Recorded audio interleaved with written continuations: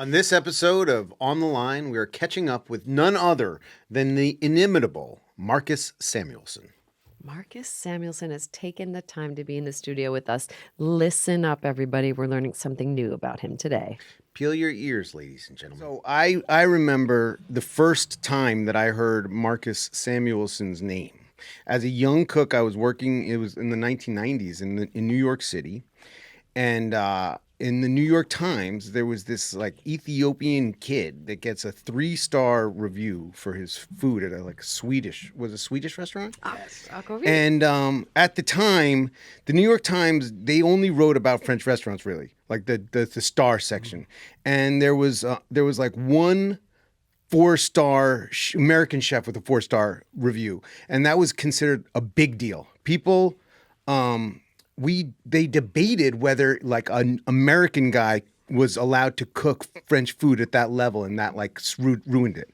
And then there was Marcus, and it was extraordinary because you ushered in like a whole new era of food. And it was like the dam burst, and you were like the sledgehammer that just broke it down. And we take it for granted today that Scandinavian food is considered amongst these like great cuisines, but that wasn't even on the table. It wasn't even a possibility at that point. It was like you came out of nowhere and you never stopped, which is really special because you weren't a one-trick pony. It wasn't like, oh, this kid, he got these, whatever, he's 24 years old, and then you've got this like endless array of accolades and accomplishments and cookbooks and James Beard Awards and Emmy Awards and like the presidents that you've cooked for in like multiple countries. You've been cooking, like attending weddings, and you told me a story about like attending some wedding, and it's ridiculous.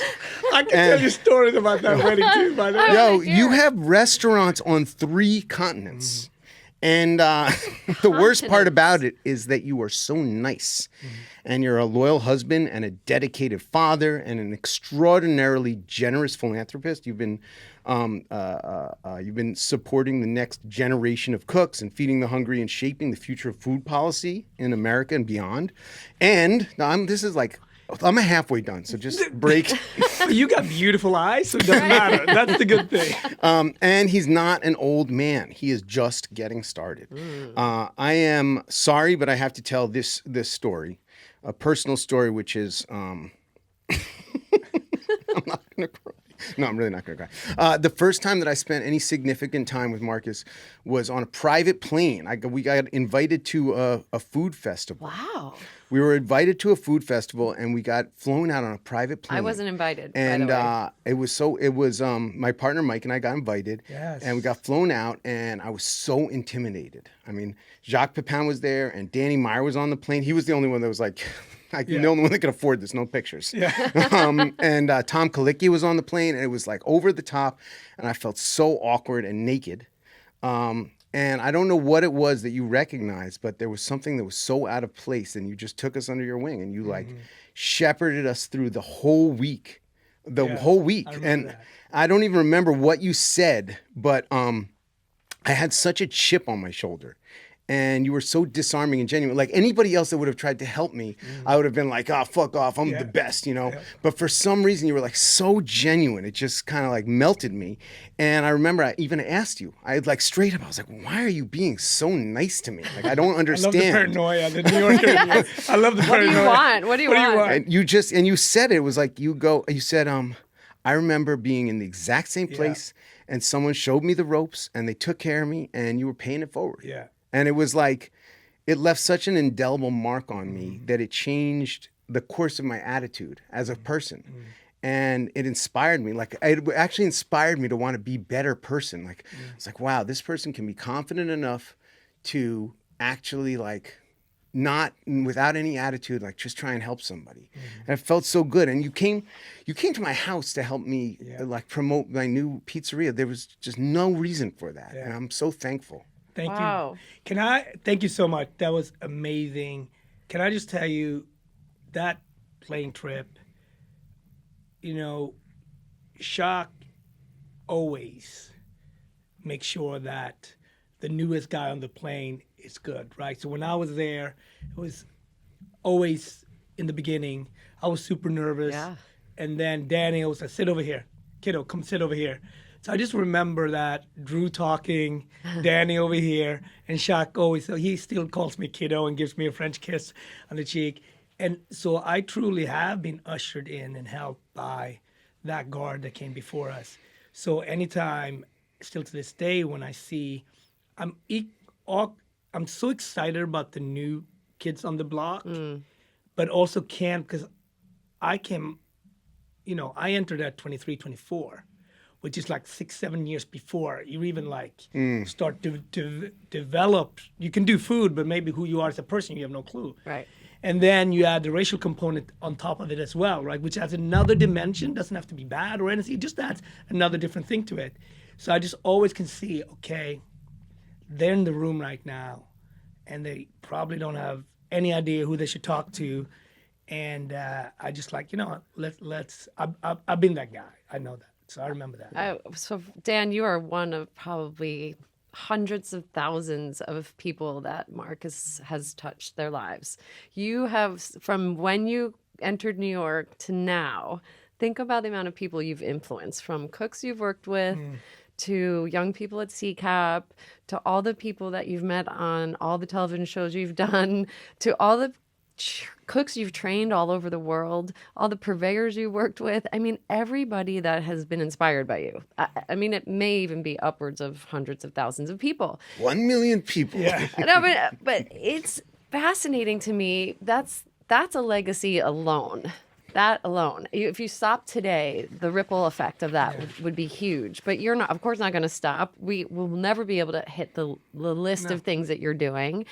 But for somebody who's at this point, what we think has done it all, what makes you feel good? Like, does it make you feel good to hear that story from Dan? Like, does it make you feel good to know that Harlem is different because of you? Does it make you feel good to know that, people like Chef Fariel and Chef Ed have opportunities because of you? Like, what is that keeps you going? Well, first of all, I love food and I love the people behind food, right? Yeah. And I am super curious about any food culture, especially one that I don't know about, right? When we were talking about the Jewish diaspora of food that I don't know that much about, but just listening to it, I'm like, screw it, I want in, right? Yeah. I think chefs, for me, people who are in food are always engage with other people. Yes. And then the meeting ground is the food. It could be a table, it could be a restaurant, it could be a pop-up. It doesn't matter the setting. But we want to have that breaking bread opportunity, and we're all going to stare at that sourdough that was just so different. And a person that is just in food, we're like, yeah, it was good. But chefs and us, we'd be like, no, I'm going to think about that sourdough. Yeah. And other people move on, right? And we all have that in our community, and that's what I love. And the fact that what's better today is that when we were coming up, there was only French food that was told, maybe a little bit of Italian. Right. Today, we talk about food from Nepal, food from Ethiopia, whatever you want. And that's also, for me, very much New York. And that's the blessing of being in the States and being in New York, the fact that we can now tell these inner stories. So I think my journey, my fight and journey has really been about that, tell larger stories, right? And then where the story comes from, it doesn't really matter, but it's exciting. And I get equally thrilled when I see Fariel bloom, right? Like, Havmar was created during the pandemic. Yeah. And it was a dark time. It was difficult for all of us. All of us. And we didn't know. I was like, all right, if this is over, we had a great run. But if I ever get a chance to come back, what would I do? And I started to do my little wall. What matters to me. And Hav means ocean in Sweden. I grew up in a fishing village. So that's very central to me. Well, the Ethiopian side is mar, is honey. That's the bar. That's the sweet. That's the sticky spot. And have I done enough for equality, and have I moved it forward? And I'm like with Red Rooster, definitely on a black and brown level, but could we do more? Well, who haven't we done it enough for? So for me, it came down to women of color. Right. All right, so let's put that in. And, once you're down that avenue, I remember meeting Fariel at Red Rooster, with Kwame and Michael, another chef from Nigeria, amazing chef. So I called Michael up. So where is that woman? Where is that young chef? She's back in Ethiopia. Here's her number. I called her. She had COVID. I told her about the vision. We didn't have the money yet, but I'm like, we're gonna do this. She said, I got COVID right now. After 5 minutes, but I'm moving back. Wow. I'm in. Before we had the lease, I said, I need some time. And she's like, don't worry about it. I'm moving back. Wow. So she moved back to the state. So when I see her journey where she is today, It's I know all the incredible. sacrifice she had to do because she was done with food. She was done. She was done with food. So she had been in New York and she moved back. Yeah, and she'd been at Noma, and she's had that burnt out a little bit and see. came back, which obviously, again, the journey for female chefs, as no one can tell me better than you. So she had all of those things. So I knew the purpose of this restaurant was her journey. Yeah. Her journey, and then you paying forward to her pays forward to her staff. Yeah. You know, I love, and I need to make sure I tell her this next time I see her, I love looking at her social media when she has the crew on her social, and the crew joking around with each other, razzing each other. Yeah. They love each other. And they are working their asses off, but at the same time, they're enjoying it. Yeah. They're enjoying it, you know, and for years, you know, as cooks, we just had our head down, you know, because we didn't know what was happening. We just knew we wanted to do this, right? And I think somebody like Fariel, the chef at Havenmar, which is, I need to tell everybody where it is, the neighborhood. It's in Chelsea on It's 26. in Chelsea. I ate there last time I was in New York. I had a phenomenal meal. Thank you, yeah. And I sat in this amazing, cool. It was such a beautiful restaurant. Thank you, yeah. Everything about that place, and there's No, like it a came scent. out Yeah. Came out nice, and you know. Well, Derek- and so I know her from sitting at the judges' table on Chopped with her. But when you were talking about breaking bread over food, obviously in Ethiopia you eat with your hands. Yes. And one of our favorite things, you know, we were some of the original judges on Chopped. One of our favorite things as the American judges, we would be sitting there with Marcus, and he'd be digging into the food with his hands. With his hands, you know, there'd be this pasta with meatball dish, and he'd have meatball in one hand and a piece of pasta in the other, and he's talking to the chef, and his hands covered in grease, and we're all just looking at Marcus like, what the there's hell? a fork there, young There's man. a fork there. There's a fork and a napkin and all of this stuff. This but is why my mother loves you. My mother's deeply in love Passion. with you, and she's just wants to eat with her hands. And anytime I call her out, she's like, Marcus does Marcus it. does We it. can Yeah. all do it. But that just perfectly describes you to me. The passion that you have, that you want to grab the food. Yeah. You want to touch the food. You look at those chefs in the eye and you can see through them because you know so many types of people all over the world. Yeah. And you get them to open up almost immediately. And you will say, would you make something like this with your mom? yeah. No. Why are you doing this? And in the next round, they give it all, and they give it all because you asked for it. Yeah. And I love what you do, the way you talk to those young cooks and you expose them, but you tap into their potential.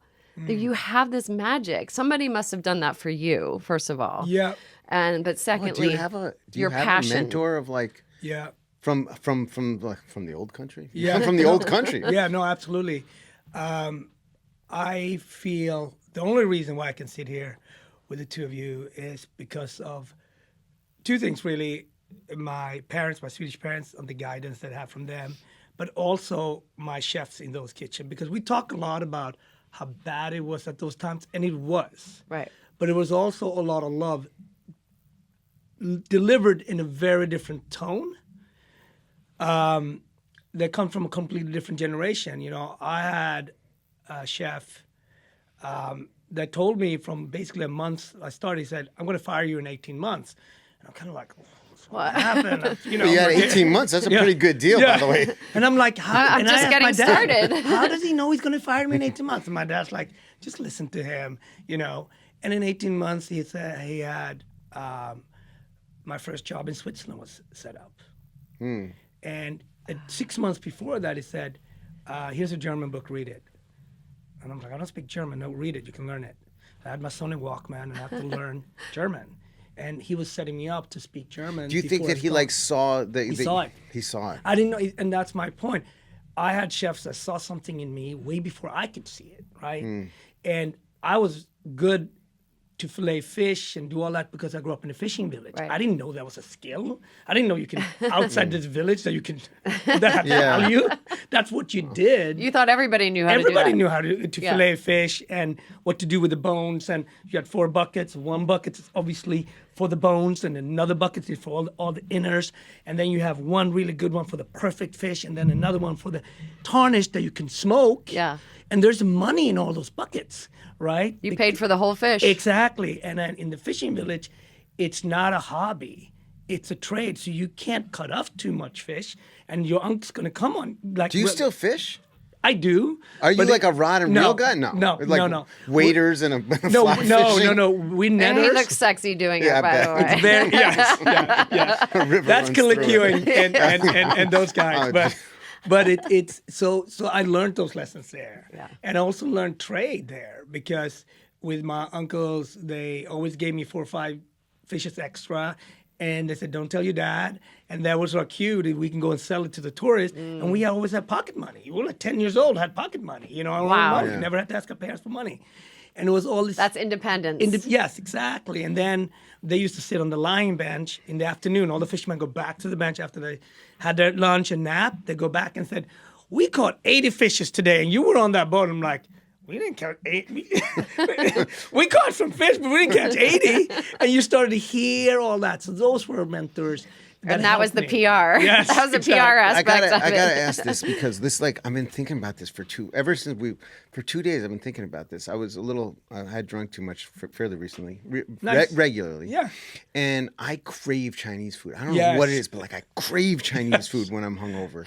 And I was thinking, like, you grew up in you grew up in a completely different world. Yeah. Like, are you eating like pickled fish when you're hungover? Is that like? And I thought to myself, I was like, am I eating? I love it, but I would never a little bit. So I crave this cod roe that our village made, and it's not good. It's just that it's from the. Can you place get it's it from. here? Is it? Actually, I see it sometimes down at the Bowery at Essex. There's a Swedish corner there, but it's not great. It's just something that we grew up with. It's like in Jersey where you have your Taylor ham. You know, there's a reason why no one has Taylor ham on this side of the aisle, by the way.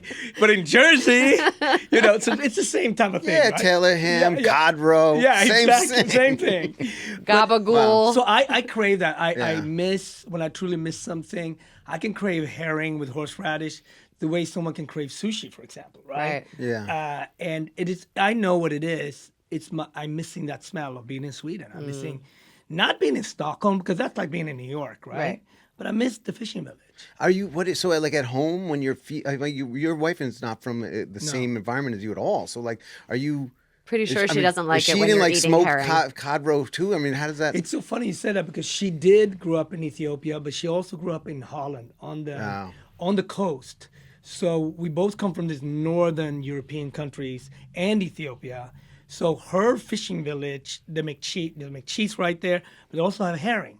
So here with these 2 Ethiopians sharing the love for herring, you get herring craving. Yeah. It gets weirder. Yeah, people This are is like Wu-Tang 36 Chambers. It gets weirder. Wow. You know, it's very often like, you know, at Whole Food, it's us and the nice Jewish aunties grabbing the herring. You know what I mean? Your poor kid's gonna like go to school and he's gonna be like, they're gonna be like, oh, what do you have for school in your lunchbox? He's like, well, don't even. Yeah. Don't ask. Don't ask. Don't ask. Yeah. No, so it's that, but food, and I was very fortunate to go to Japan early. How did you get to go to Japan? It was my father. My father, he was a geologist. He traveled all over the world. And one day, you know, I read the paper with him, and I just read this article about blowfish, about fugu. And I cut it out. I put it in my room right next to my Prince mirror and to my Bob Marley mirror. It was like a fugu. And he said, what are you going to do about it? And I just didn't know. For months, I was thinking, what am I going to do about it? And I was amazed that a chef had the power. If you cut it the wrong way, Right. the guest could die. And this story didn't end. Like, what's going to happen? Yeah. And he said, you know, listen, one day he came home and said, here's a family. You can stay with them, we pay you. We're going to pay for the ticket, and typically my mom and dad, one way. How old were you? How old? One way. 17. One way ticket. So one way.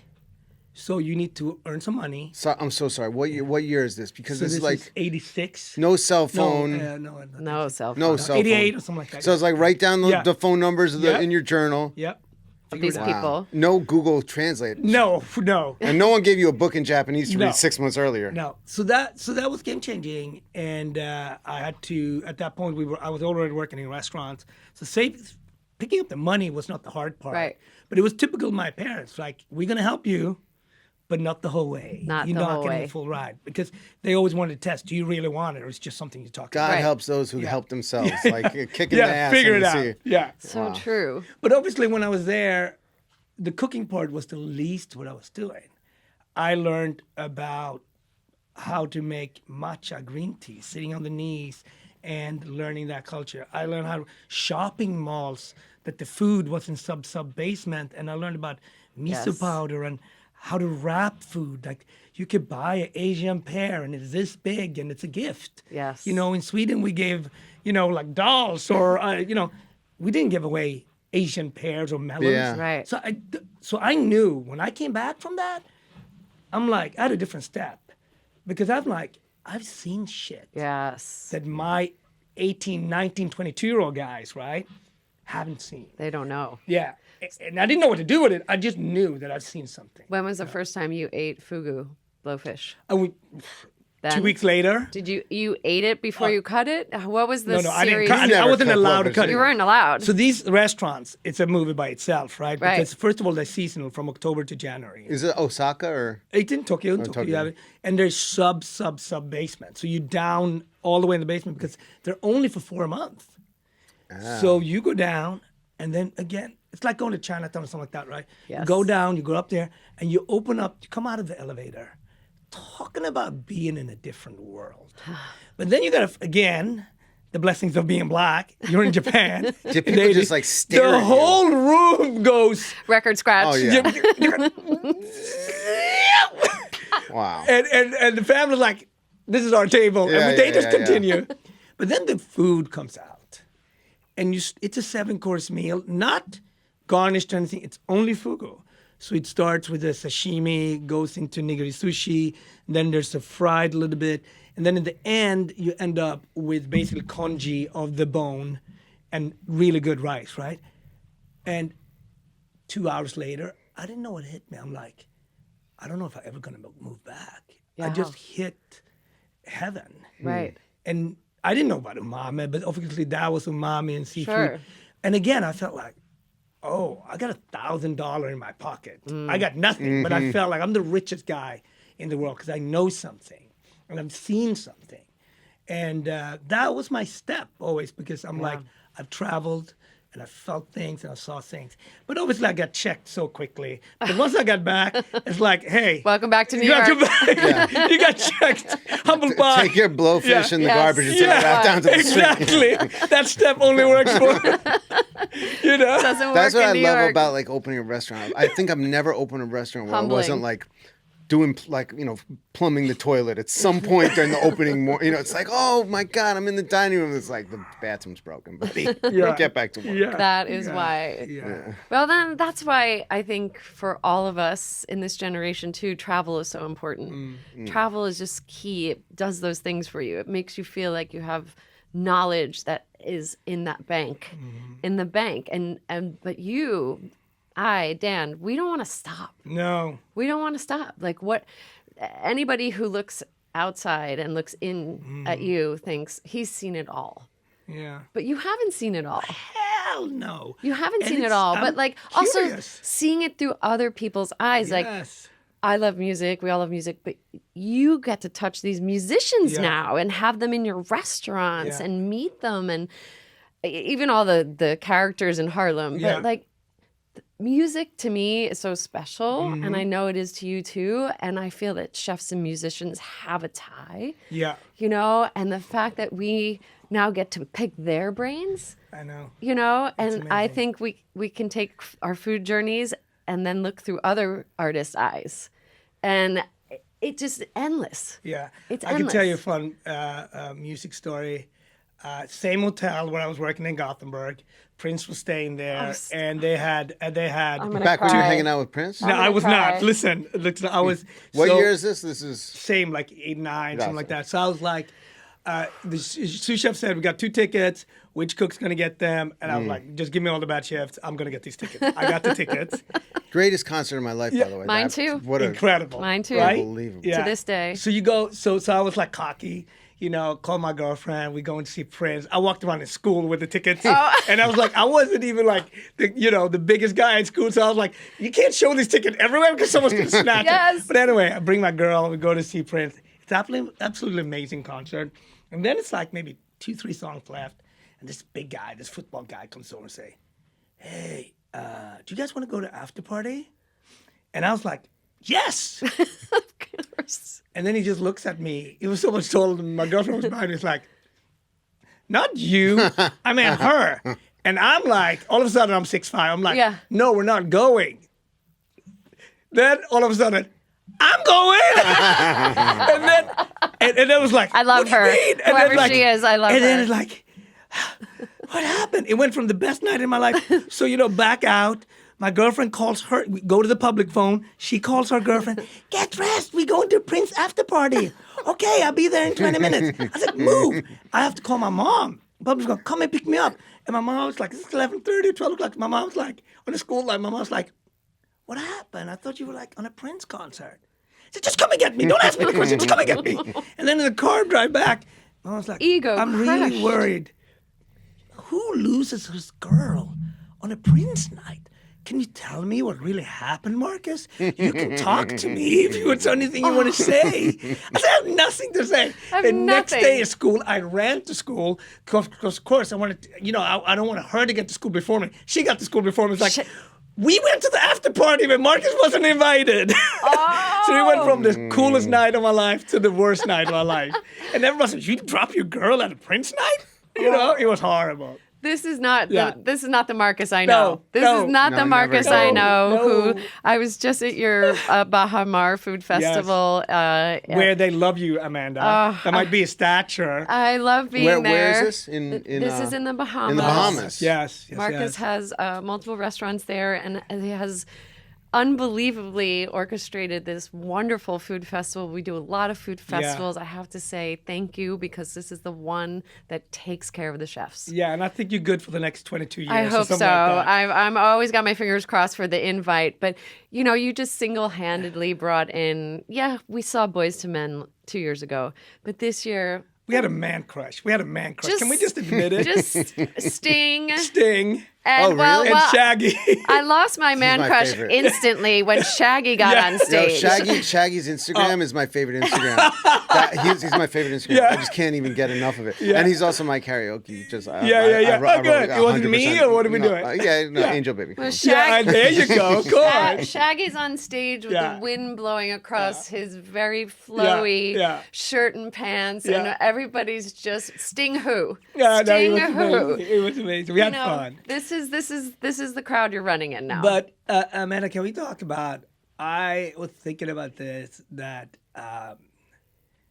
what you did with Diane Diane Forley, and also Tom. Tom Valenti. And did you meet Tom Valente at Dominic, or where did you meet? Tom I Valente? ate at Allison on Dominic Street Yeah. when it was open. Tom Valenti was a chef Yeah. there, but I actually met Tom Valenti through Diane Forley, my chef mentor, Yeah. because they were friends. But at Cascade, it was called Cascade. Well, he was at Allison on Dominic, but then he was at Cascabel. Cascabel, because I Yes. always remember this, that first of all, going to Diane's kitchen, you were always there, you were always driving it, you were always pushing, and it was one of those kitchens where it was 80-20 women to men, It just happened and it that was way. naturally that way, Yeah. and it was such a powerful, and it's not, anytime you're an outsider. What year is this? 94 to 2000, I was there. Yeah. So watching Diane that was so focused, but watching Amanda also being there, being that force, that New York kid force. And anytime you're an outsider, whatever you are, right? When you recognize other, you're always rooting for others. So for me, that Verbena was always my restaurant. I was like, Yeah. whoa, whatever they're Thank doing you. is so cool. And then It was very, very special. It was special because it was nothing like I had ever done before. And what was the energy in the predominant It was female kitchen in the 90s? What was so interesting about it being so female was that we didn't control that, right? It was a female chef owner, a female chef de cuisine, and then the people that came to us wanted to work with us, whether male or female, because they loved the restaurant. But of course, we got a lot of female applicants. Yeah. But you know me, I'm an equal opportunity employer. I wasn't about that. You have to prove yourself. Yeah. I don't care what you are. You're from outer space. You have to be a good cook. Yeah. And there were many females that didn't get the jobs, and there were many men that got the job. Yeah. And the vibe in the kitchen was something like still probably haven't experienced, only when I've created my own kitchens. It was like going to school every day. Yeah. It was a lesson in respect and creativity and gastronomy. Mm-hmm. And I don't use that word that much. No, you guys were precise. You brought in a lot of interesting ingredients. I learned a lot just eating there. Ingredients alone. I mean, Diane Forley was using millet. She was using lemon verbena early. Verbena. That's what we talked about earlier. Jean-Louis Paladin, his daughter's name was Vervain. And the way he said that name, it was just so beautiful. Velvet. In 1994, she was infusing za'atar spice into a chicken dish. Yeah. Nobody knew what that was back then. Yeah. No one. Yeah. And so the experience was just this constant learning. Yeah. And my next job outside of that kitchen was for Mark Spagenthal. He had a restaurant called The Dining Room Uptown. And I was thrown back into this strange world where there was a lot of edginess, a lot of anger, a lot of hostility. And we worked really hard to not have that in our kitchen, and when we did, we dealt with it in a very different way. And I thought the whole culinary world had developed while we were developing in that time. And it didn't. As soon as I stepped away, I saw that it hadn't. But it definitely shaped my path. Yeah. And, that was that time when we came up in New York restaurants where we would run to get the New York Times to read the review about each other's restaurants. Yes. And we would go to each other's restaurants on our days off, and we would take care of each other. Yeah. Marcus is in. Let's take care of him. I feel like I think the sense of community is strong. I just think that it was strong. I think it's strong right now. I really do. I believe in it. I agree. I've got a really it feeling. It just operates on a different. I also think like I'm just a little bit too old, and I'm just I'm not going out getting shit-faced. Yeah. And it's just so I'm not part of the. Because there was no social media, right? So we went to see the dish. That was the only way we could see the dish. No, but I agree with that. I think I was just in LA in October for the Food and Wine, LA Times Food and Wine experience. And what I loved about LA's food scene, it was not so much the restaurants, it was the pop-up scene, the youth, and the diversity. I met Native American chef. I met a Vietnamese/Nigerian. I met like whatever ish you can combo. Yeah. Right. And they were all. I went there with. You met her, Tiana, that cooks with us a lot. Oh yeah. And she knows all of these chefs, of course. 27, doing her thing, right? And I got introduced to her, and it was so cool to see one that I've mentored for a long time. And I'm like, I'm the second guy behind her. Like this is her show, right? We're doing a demo together. I'm like, just introduce me.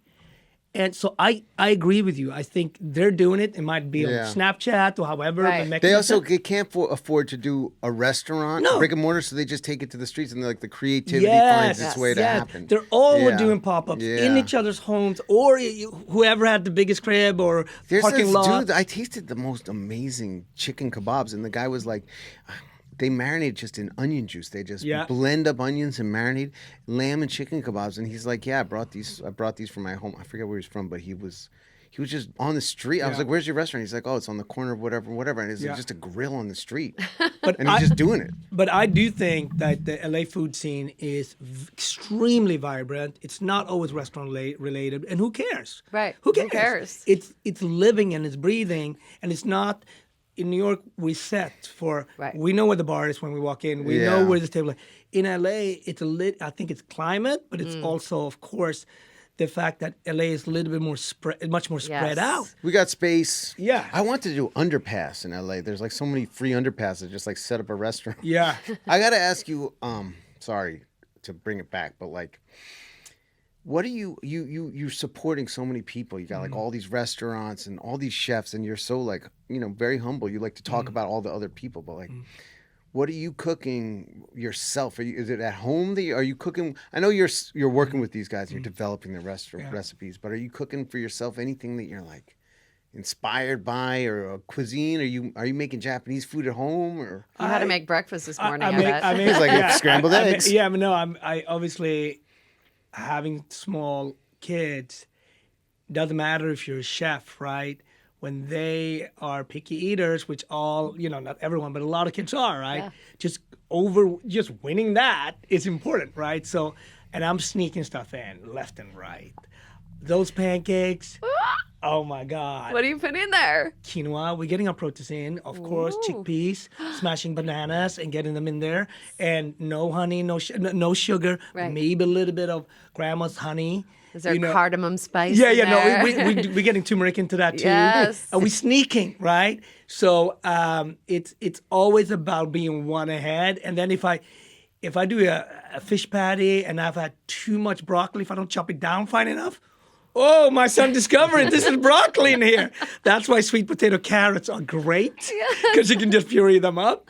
So But does that ever inspire a dish? Yeah, Like if yeah, you're cooking yeah, for the kids, yeah. are you like, wow, this would be a really cool Yeah. blini with, Yo, these kids I'm staying with, my godsons, that I was cooking dinner for them, and they were like whole roast snapper, potatoes with like parsley and these green onions, all this stuff. I was like, these kids aren't gonna eat it. They just ate it. I was like, what did you do Nice. to get your kids? Like, I'm like, how did you do it? Yeah. And they're like, oh, we just never treated them like kids. They're just that's it. Yeah. They did. That's what they ate. I'm like, you had the discipline to do that. Yeah. Like, that's what you eat or nothing else. And they're Yeah. like, get it right away. That's I'm like, hard. Oh no, I'm definitely down on let's go hungry one night and then Yes. you're back on.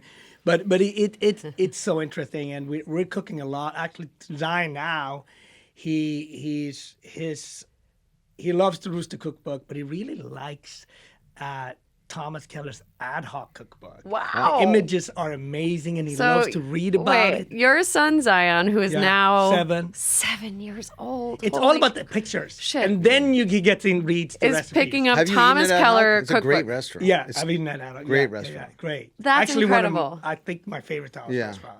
Absolutely. Yeah. That's incredible. And I one of the great things we do at the Baja Mar Festival is we do a hands-on cooking class. Yes. And the first year I was getting set up for my hands-on cooking class. Zion comes barreling in, Yes. just wanting to know what's happening Yeah. with his little apron on. Yeah. Like he is in it. In it. Does he have a cuisine that he's like, is it? It goes between, so obviously he loves versions of fried chicken now because on TikTok you can, like the Korean or the double fried, he loves that because it's so cool when they Right. make it. But then he goes on the other side with mommy, strictly Ethiopian food. Oh. Like no sugar, chickpeas, spices. So it's like, you know what I mean? Wow. And I'm like, okay, good. We're having Ethiopian food. Great. There's no Right. sugar. None. Is that because there's no sugar in Ethiopia, or is it like a very low? It's just the sugar comes in through honey and other ways, but never in savory food, right? Interesting. So it's like sugar-free Clean. cuisine. Yeah, It's very clean. It's sour, so you have bitter. Is there sugar and sweet in the savory food? Yeah. Oh, well, in the the We had fika. to. Yeah, the we had fikas. to because the cold. How we preserved in Sweden was very often the combination salt and sugar. So Interesting. the gravlax, for example, has Yeah. sugar and salt, and a lot of combo comes from that. So Even though licorice, black Yeah. licorice, is huge in Sweden, it's a Is that- different you don't palate. like licorice. No one likes licorice. no, but I They mean, just it is pretend very, to. very big. Yes. And Finland even more, and Sweden would be the second. But Right. it's huge, very, very big. But those flavors are not for the American No, palate. it's not At It- all. It's Did very you ever extreme. try to push those? And then you said, "I can't do this." No, there's so many things in Swedish cuisine that, really shows where it is Yeah. on the map. It's so where Denmark is part of sort of traditional Europe, Right. right? But once you go across that, it becomes Norway, Finland, and Sweden, and the climate is so different. So it's so different in terms of its cuisine, but Is it the way that it's cooked as well, or is it like just the ingredients or the whole? yeah, I would say everything was really prepped against the cold, so you had to dry things, bury things, and that then creates flavors that are just harder, right? They're saltier, or they're sweeter, or they're funkier. Like we have this sour herring, like fermented herring, right? Yeah. That makes kimchi smell like Roses. Chloe perfume or something like that, right? So when we bring the fermented herring from all the way up north, you better run. Wow. There's this guy, Paul Food. I remember he cooked his meal, and he's amazing Instagram, but he's like, he cooked this meal, and the seafood there is so incredible. Yeah. It's like nothing I'd ever had. The crab was so sweet, and the mussels were like so meaty. It was a whole different species of like food. Yeah. I couldn't believe. Because it's really clean water, a lot of water, and not a big population, right? And we have a lot of water, but we have a big population, so the water gets dirty, right? So you go up to the northern part of Norway and Sweden, there's no people, but there's fish and seafood, and it's so freaking good. That You know sounds what I like mean? a beautiful place to go. Yeah. Well, I'm going to talk about something completely different. Jersey. Yes. Stay with me for a second here. Yes. So I drive from New York to New Jersey to see my mom on a route called Route 3, which passes by the MetLife Stadium, which passes by something called American Dream. I know about American Dream. Where you currently have a project. But I feel like this is like the chef that hired you and said, I'm firing you in 18 months because the soccer is coming. And I know. And I feel like you planned it. You planned it. That day, like 2 days ago, MetLife Stadium. 3 days ago, I jumped. Oh my Like, God. the Wait, final's everybody gonna has be- to know that Marcus Oh my God. loves soccer. Yes. Marcus happened. I don't know, dude. I Yes. think you did this on purpose. Do you play soccer? I do, but I had to retire after a very, very polite 22-year-old elbowed me in the face. And I was good with that because that happens, right? Yeah. But then he said, he extended his hand and he said, do you need help up, sir? That's the moment when I needed to quit.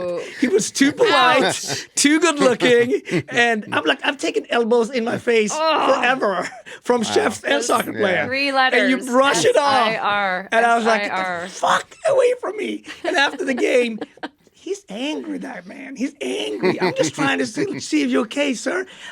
Just you making it worse. Stop saying sir. You're Stop so saying polite. So when were sir. you kid? So you Good find parents. out. You find Yes. out the World Cup Yes. is coming to New Jersey. Not only is it coming to the final is going to be in New Jersey. So I have to tell you, it's so funny. You know It's this, because mind-blowing. As a soccer fan on the East Coast, you know LA is going to get it because the weather is like 100% guaranteed. Right. It's not going to rain or da-da-da-da, right? Because it's a World Cup final. It has to be perfect weather. You're like talking a different language than me. Oh no, I I don't know. know anything I know. about Oh, this. this So for this is months, huge. I'm like, so this World Cup in 26 is going to be hosted. It never happened. Mexico, U.S., and Canada. So I'm like, all right, the cooler one would be Mexico City. That would be Right. the coolest. LA is probably the best because it's like got more US. stadiums and all that stuff and the weather, right? So I'm like, oh, if we get quarterfinal, it's okay. It's gonna be good. I'm like, oh, I have to fly to LA to see it. I get a text. The World Cup final is gonna be at MetLife Stadium. I was like, oh my God. It was so exciting. And I was like, this changes everything. It's a game changer. Yes. Literally. Yes. It's yes. so exciting. Oh my God. Are you already planning? Are you already Yes. planning? Yes. Yes. I mean, this is insanity. Tailgating does not exist in soccer, but I think it will. We might invent it. you Oh, know? let's- It's coming. let's start you know? it in those Jersey. Jets fans and those Giants fans gonna be soccer.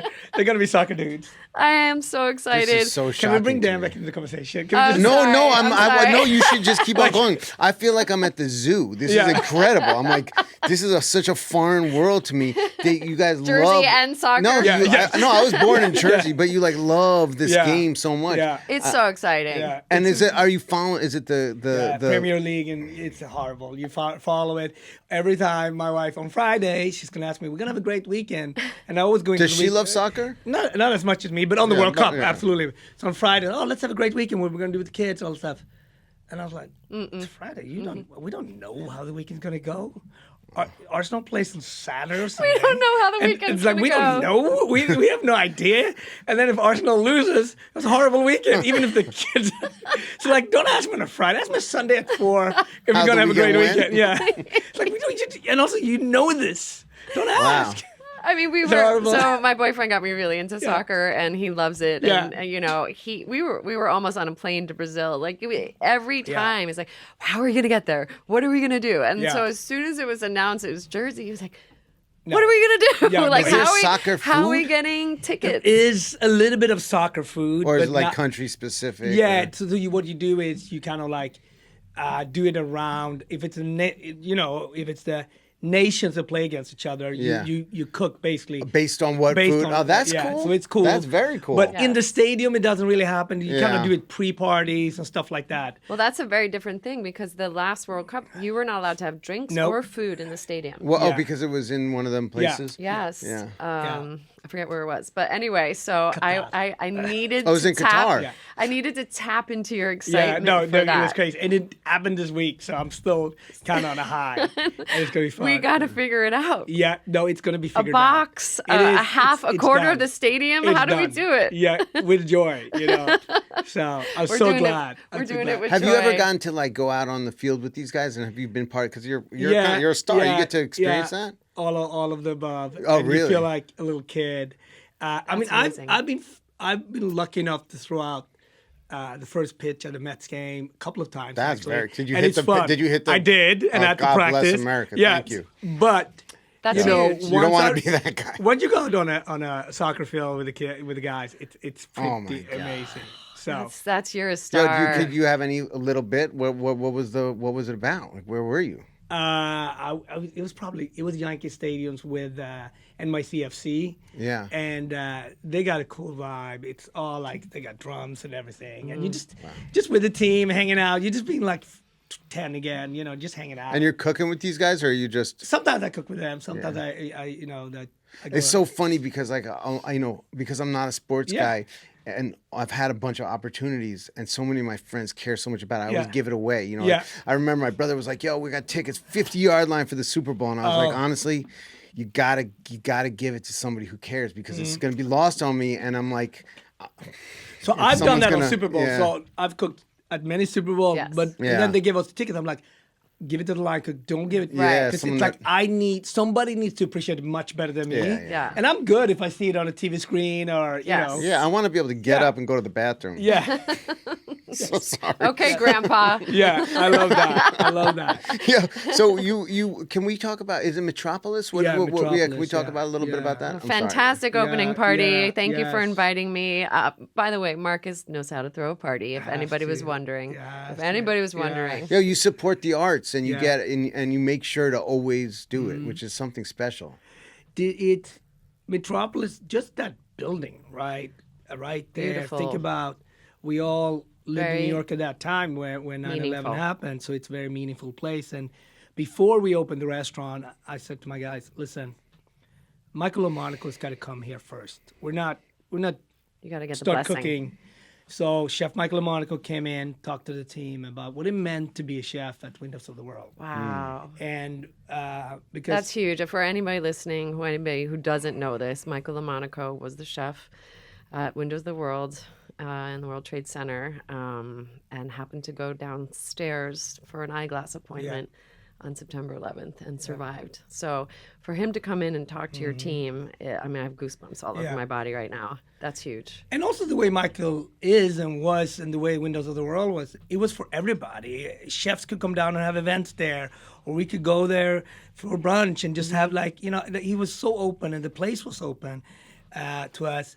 And I think I went to a bar mitzvah there. yeah, I mean, Actually. no, but it was Possible. truly open for anything. It could be that, it could be a brunch. It wasn't just fancy, expensive. It was for a lot of different people. And a week before 9/11, I cooked there with Michael for CCAB, actually. Wow. So, you know how it is. You know the dishwashers, you know the servers. You get to know people when you do back of the house. That's the beauty of our trade. So, to 20 years later, to be back there cooking, every single time I walk those steps up, there's something around that I'm like, this is such a privilege. Enjoy the moment. And there's, it's not heavyweight. I can't it's go just down like there, that. man. Yeah? I can't go down there. I still haven't I actually gone. can't go down there. It's too I still much. haven't gone to get the it. memorial, and I need to. Yeah. No, I can't do But that. walking into the restaurant, you've obviously honored that. Yeah. It's a really cozy vibe, which is hard to do, or when all that steel and glass, Yeah. and just an energy of happiness, Yeah. right? And you have a new chef that you love there, and I mean, every single person that night of the opening that Yeah. was in the room was just star-studded, Yeah. and just was fun. we were also happy to see you, honestly.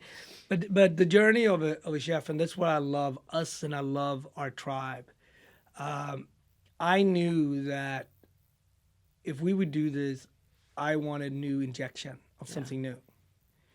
And I called my friend Chef Gavin Casey, and I said, "Who's really doing it?" And I mean, really doing it on a really. And I said, "There's this one kid I know in Chicago."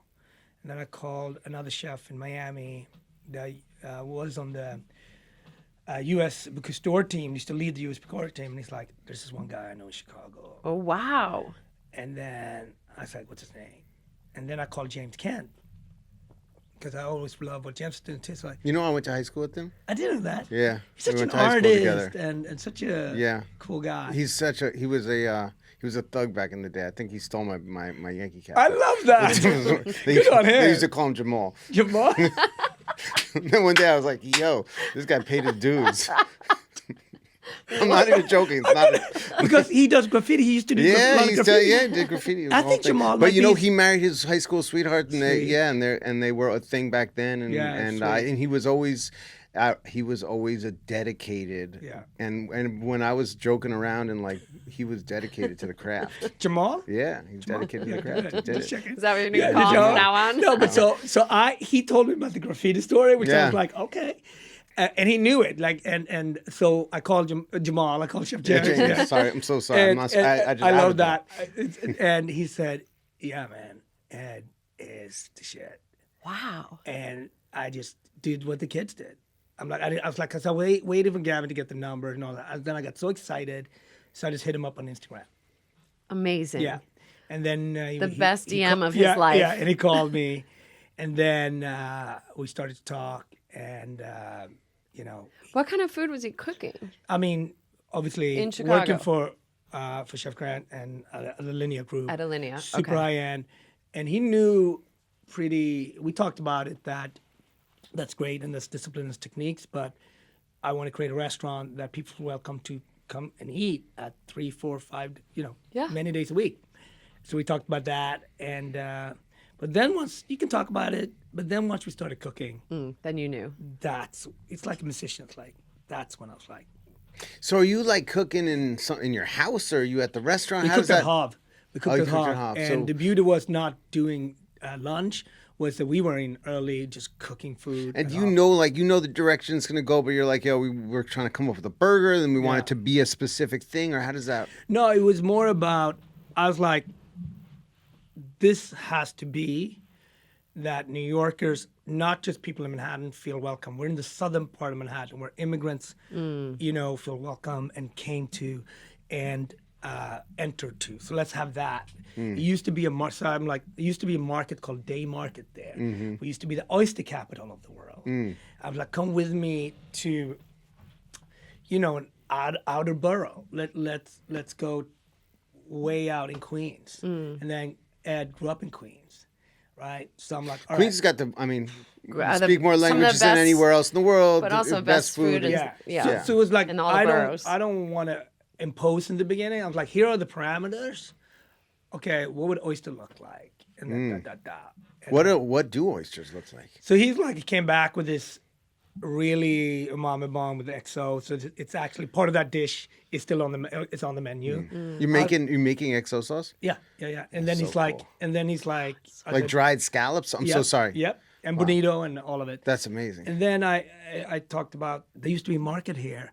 So we might open in fall or winter, but we're still gonna drive. So let's pickle fruits. So our vegetable seafood, it's like a seafood town, but vegetarian, right? Have you seen that anywhere before? No, but I just knew like I've let's never seen that celebrate anywhere. Let's celebrate. Is it kind of like the Italian pinzimonio where you're like picking and dipping, or It's ice. We treat it just like a seafood tower. Yeah.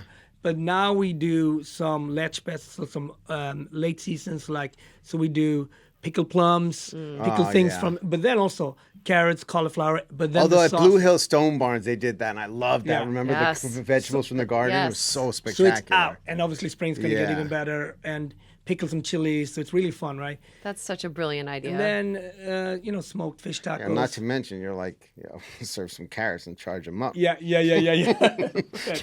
Stack a couple bucks here. Food is expensive right now. I'm so All sorry. food is expensive right now. Yeah. But here's what I think.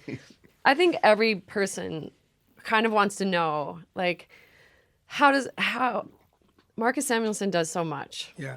From restaurants to television to the family to cooking to food festivals to traveling, and I think people ask how is he so successful? But just talking to you and knowing you for many, many years, it's because everything you do has a meaning to you. Just even talking about Metropolis right now, there's a history in the south of New York right there, the port, the trade center. We're talking about Ellis Island to 2001.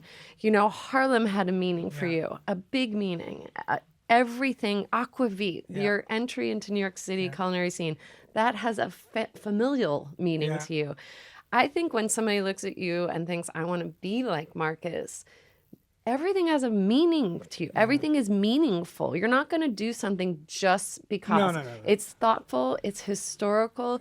Even when we're down in the Bahamas at the resort, one of the first nights is an art gallery of local artists and local music. Yeah. And I could. That's the vibes. It's the vibes. It's the vibe. I had one of my T-shirts on to say it's a vibe. It's a vibe. No, I love that. It's a vibe. I love that. But nobody else does that at any of our culinary festivals. But art and music influence so much about food, and you get that. But that's meaningful to you because you're just tromping around in these people's territory, or somebody else would. Absolutely. And wouldn't even look at a local artist, wouldn't even ask what the local art is, wouldn't even say, what's the local music? And it's the first thing you do.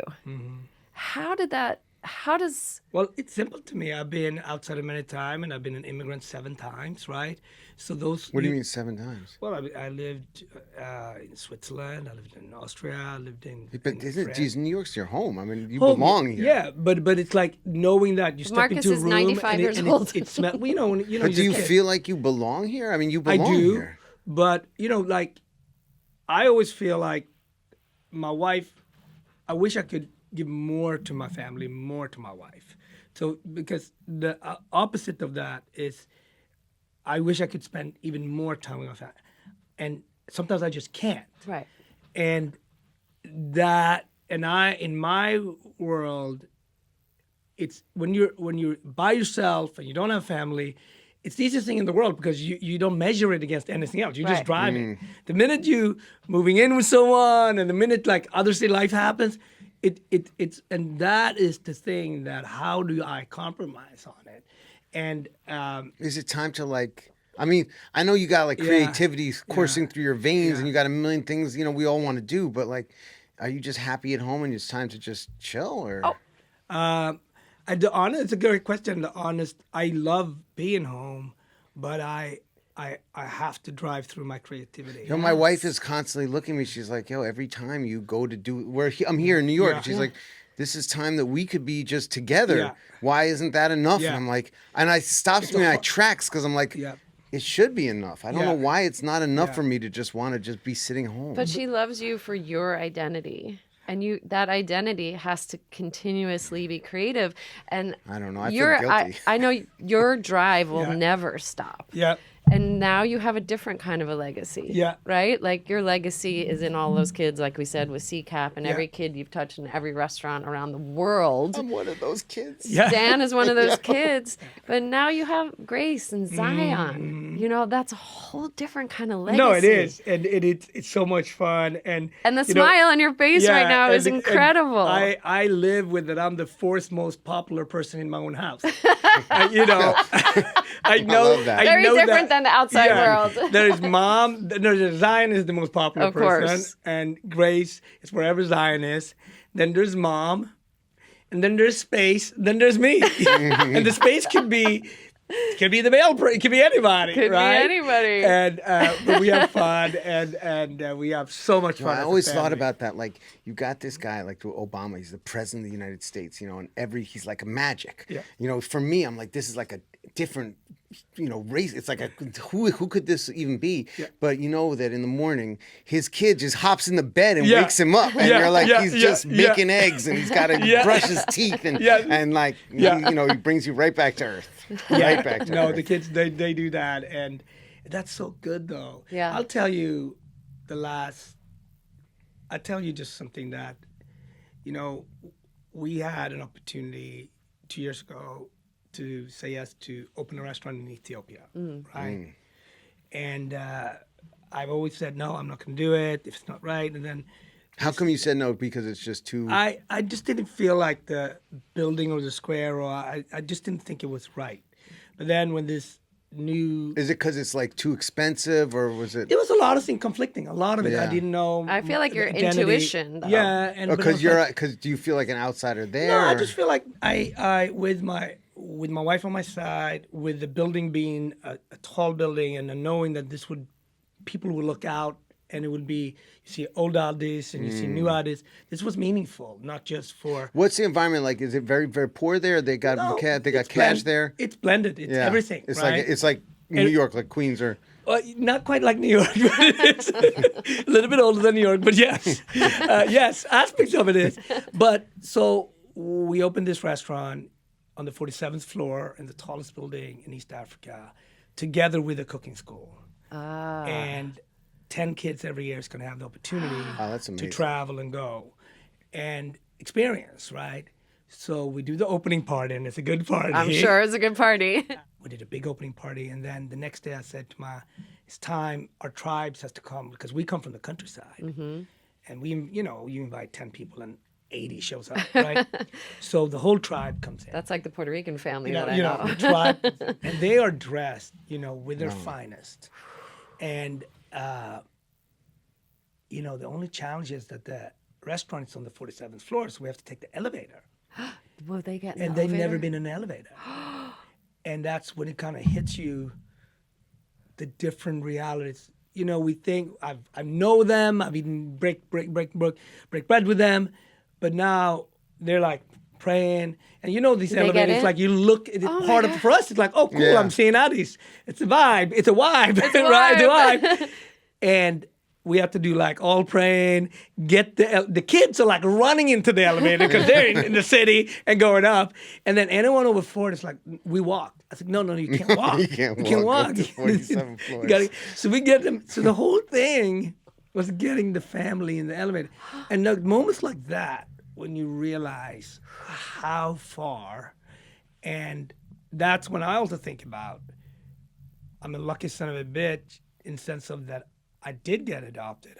I had the chance to go and live a different experience. So I always think it comes back to that. You talk about guilt and you kind of joking it.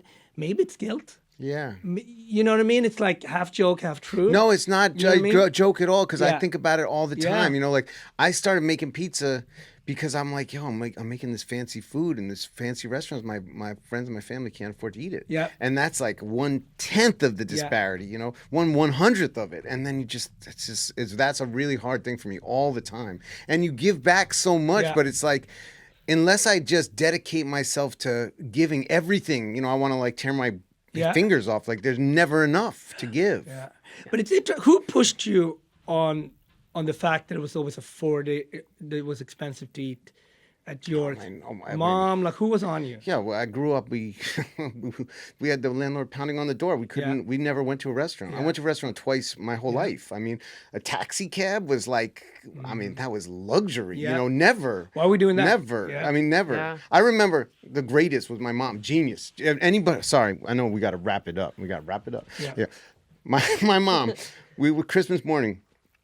For Christmas Eve, I remember she would send my brother and I to the guy with the Christmas trees with like $15. She'd be like, get a tree, and then later in life, I was like, someone tried to buy a Christmas tree in front of me, and they were like, it's like $60. Yeah. I was like, $60? Like, you got your mind. Yeah. Like, Christmas trees, $15. And they're like, no, $15. Like, what are you nuts? I'm like, yo, it's $15. I You know gotta the haggle. price. This is how much it is.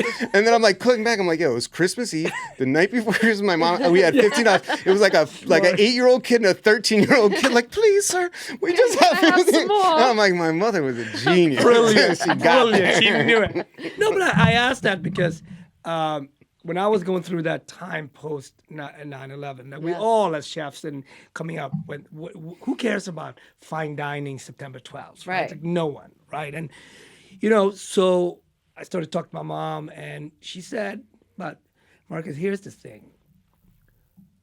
What makes a banker's taste? What makes you trust a banker? What is a banker? You knew people who worked in the bank. Is that different than a banker?